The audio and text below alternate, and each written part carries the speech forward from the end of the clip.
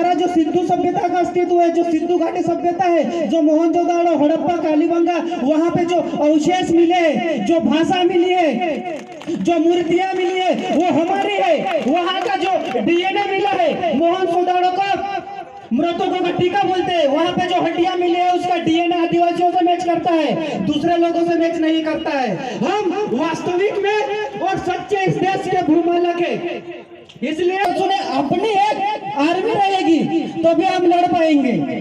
क्योंकि जब अंग्रेजों के समय कंटाबेल, बिरसा मुंडा, राघोजी भांगरे, बिरजू नायक, खाजा नायक सभी क्रांतिकारी लड़े तो उस समय उनकी खुद की आर्मी थी, लेकिन आज हमारी आर्मी नहीं है। संगठन इस देश में आदिवासियों को बचाने के लिए 28,000 काम कर रहे हैं, लेकिन एक भी संगठन एक मंच पे आके नहीं बैठता है।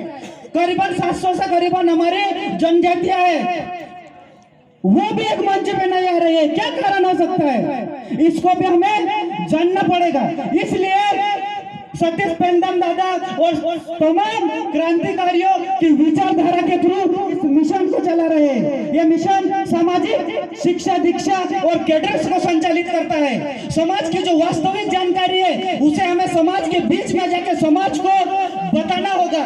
हमारा दुश्मन कौन है और हमारा भाई कौन है। हम हमारे दुश्मन और भाई को नहीं पहचान पाएंगे तो हम बचेंगे क्या। युद्ध के मैदान में अपने को अगरबत्ती नहीं जलानी है, युद्ध के मैदान में लड़ना है। तो युद्ध के मैदान में लड़ने से पहले अपनों का तैयार रहना पड़से। भगवान टंटाबीर बोलते हैं, जिस समाज में लोग लड़ने और मरने के लिए तैयार हो जाते हैं वो समाज कभी मरता नहीं है।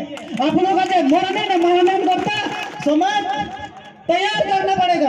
समाज के लिए जब तक हम कुर्बानी नहीं देंगे, समाज के लिए जब तक हम आहुति नहीं देंगे, तब तक हमारा समाज का पुनर्निर्माण, पुनर्स्थापना नहीं हो सकता है। हमारा समाज एक समय बन गया था, लेकिन आज हमारा समाज बहुत सारी जनजातियों में, उपजातियों में, जातियों में बटा हुआ है। इस समाज को एक मंच पर लाने के लिए हमें एक आर्मी की जरूरत है और हमारे दुश्मन से लड़ने के लिए भी आर्मी की जरूरत है। मैं इसलिए आर्मी की बात कर रहा हूँ क्योंकि इस देश में हर कोई अपने अपने समाज के लिए संघर्ष कर रहा है। आप वर्तमान की स्थिति को देख रहे होंगे, किस तरह से आदिवासी को मारा जा रहा है।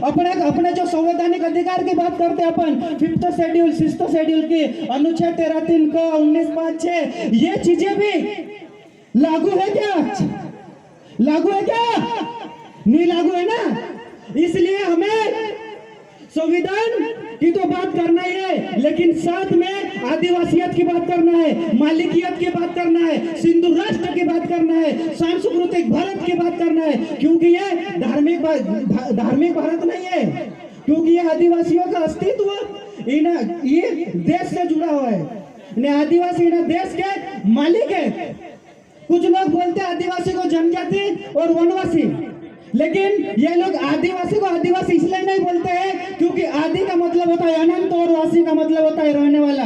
इस देश में जब धर्म और भगवान नहीं पैदा हुआ था, ना कोई संत आया था, ना कोई पंडा आया था, ना कोई पादरी आया था, किसी भी धर्म की उत्पत्ति नहीं हुई थी, कोई सा भी बाहरी आक्रमणकारी इस देश में नहीं आया था। उससे भी पहले से आदिवासी इस देश में निवास करते हैं, इसलिए ये आदिवासी शब्द को मिटाना चाहते हैं। इसलिए हम आदिवासी भारत की बात करते हैं।